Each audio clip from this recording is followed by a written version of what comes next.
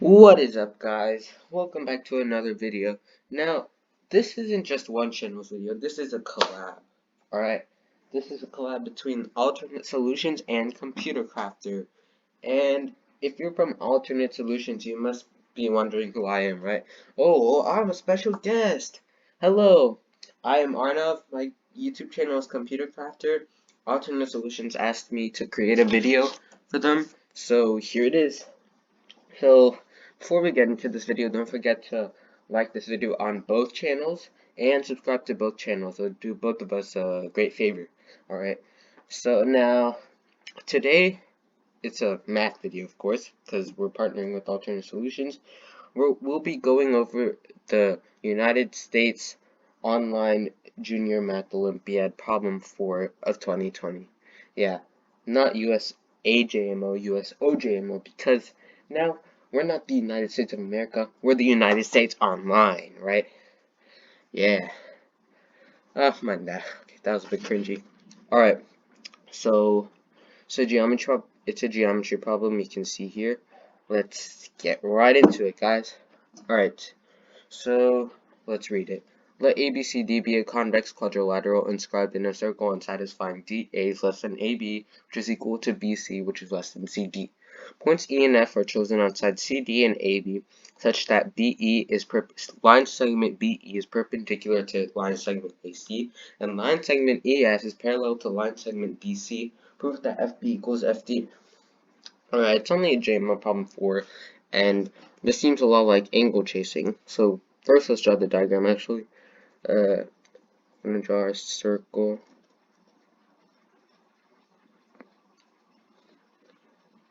Okay, and then so we have to draw this in terms of the magnitudes of the sides, right? Let's make this D, A, oops, A, C, and AB equals BC, so conveniently we can put B here. So it'll be just the midpoint. Alright, and then to draw in the rest, to draw in the segments, I'll make a different color.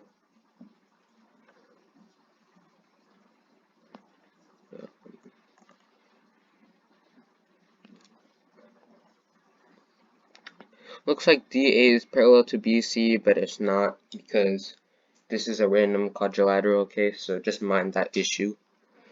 And then we need to put in our other points. So BE is perpendicular to AC and E lies on CD, right? Alright, so let's draw in segment AC. Then we'll draw in the perpendicular. This will be point E. One thing to note immediately is that since ABC is isosceles, the perpendicular BE is actually the perpendicular bisector of AC, so that means EA equals AC. And then we also need to draw in our F.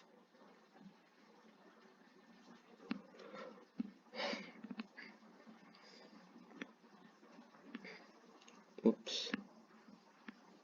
Alright, so now we want to show that FB equals FD. Let's draw our FD. Let me mark it in red. So that's the best color. I mean the best color for highlighting. Alright, I want to show FB equals FD. So at first it seems kind of weird, right? This FD thing. Okay, so first we want to show that most probably we would want to show that angle FBD equals angle FDB.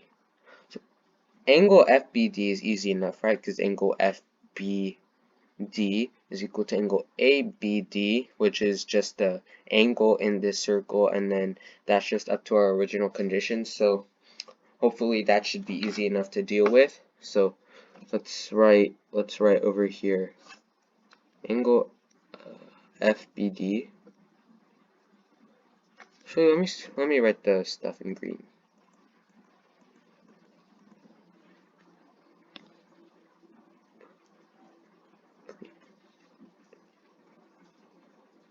So angle FBD equals angle ABD,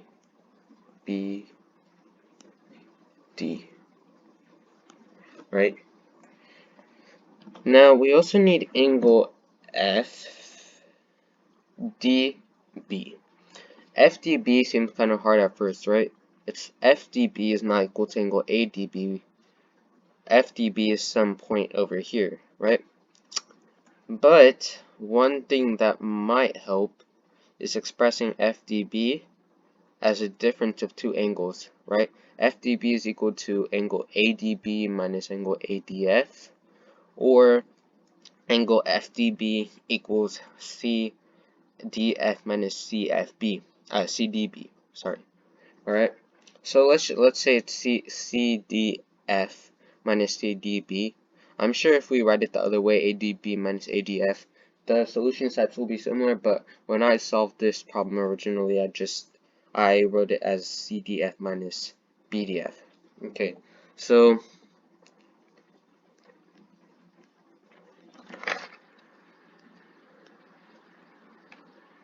FDB equals angle FDC minus angle BD. One thing that's good about this is angle BDC is part of the original circle, right? So BDC equals to BAC, we can go from stuff like that. So that's a good thing. But we also have this FDC thing. That might be a bit hard to deal with. Well, look, FDC equals FDE, that must be important, right? Because we haven't actually used FDE. We haven't even used E yet at all, actually. And that's important to look at when we're stuck. Use the information we haven't used yet. So we have E, let's try using it. FDE, right? Angle FDE minus BDC. Alright, so how are we gonna use FDE? What does FDE symbolize? How are we gonna express it in things we know about? Well, EF is parallel to BC, right? That gives us some sort of angle condition, right? Yeah, because DEF equals DCB. Oh, whoa, whoa, we noticed something. Look, DCB is 180 minus DAB, but DAB is actually DAF, because AFB are collinear. So 180 minus DEF is 180 minus DCB, which is DAB, which is DAF. So that means, since DAF equals 180 minus DEF, that means DAF is actually cyclic, a cyclic quadrilateral. So I'm actually not going to draw in the circle here because it's not so important. All we need is the angles. So how are we going to use FDE? Well, since AFED is cyclic, angle FDE equals angle FAE, right? Now, FAE might still be a bit hard to deal with, although FAE equals BAE equals BAC plus CAE. Whoa, whoa, whoa. Because CAE, remember CAE is equal to ECA. That probably leads us to a whole bunch of... Wait, no, ECA actually equals ABD. ECA equals DCA equals DBA, which is ABD. Okay, I think we found the solution, guys. Alright, so let's see what we got. Let me just formalize this, because you guys are probably a bit confused right now. FDE, angle FDE, equals angle FAE.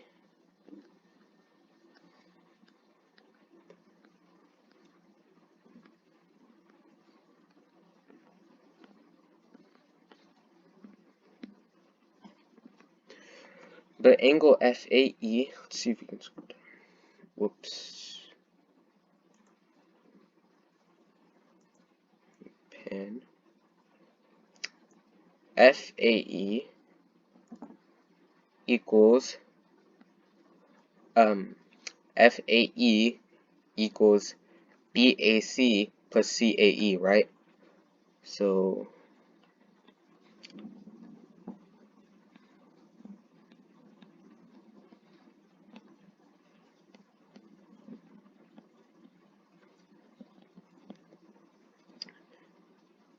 okay, BAC plus CAE, but, and then minus BDC.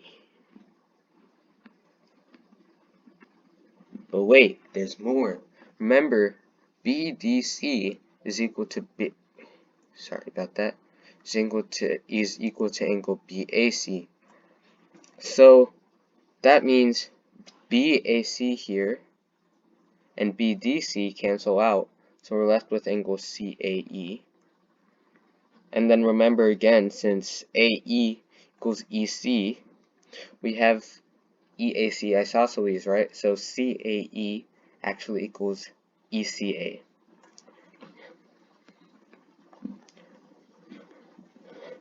And we wanna remember we still have to look back at FBD. Remember FBD equals ABD, but we're getting there. We just need to show ECA equals ABD. Now the way to go about these things is, first we wanna get this to as simple things as possible with things that are in terms of pretty much the original condition. But since we're almost basically done, we can do either thing. Let's just continue with what we've been doing. Angle ECA is actually equal to angle DCA, which is equal to angle DBA, which is equal to DBA, which is equal to DBF. And that pretty much finishes it. So basically since this is a relatively short process, we were able to find the correct proof either way. Let's just finish this up. ECA equals DCA.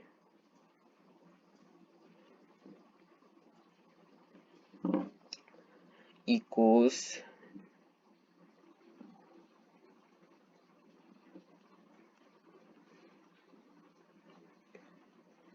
whoops. Sorry about that. You know that means 8, right? And that finishes the problem. Yeah, good job, guys. DBA equals DAABD, and thus FBD equals FDB. So FB equals FD as desired. Woohoo, you guys solved the JMO problem. Man, you guys are so pog. Great job. Couple things to note. A lot of our steps actually relied on the fact that D is closer to A than C because of this condition, right? And that's actually also the reason why we used normal angles as opposed to directed angles. Directed angles are a more Olympiad specific topic that you should look at, because directed angles help get rid of configuration issues, such as if instead D was on the other side and they just presented our information. D was on the other side of AC and the USOJMO didn't present this magnitude order. So directed angles are really useful. If you want information about directed angles, you should go ahead and read USOJMO Chapter 1, Euclidean Geometry and Mathematical Olympiads. That's a book by Evan Chen. It's great for Olympiad geometry. This problem could literally fit in USOJMO Chapter 1, so you should check that out. Evan Chen, who's actually the author of USOJMO, also wrote a standalone handout about directed angles. Check that out as well. And you can visit his website at evanchen.cc. You can find his handouts there. And, well, yeah, that's pretty much it about the finishing notes about the problem. So thanks guys for watching. Don't forget to like and subscribe on both channels, and we'll see you next time. I'm Arnav, the guest for Alternate Solutions. Thank you. Bye bye.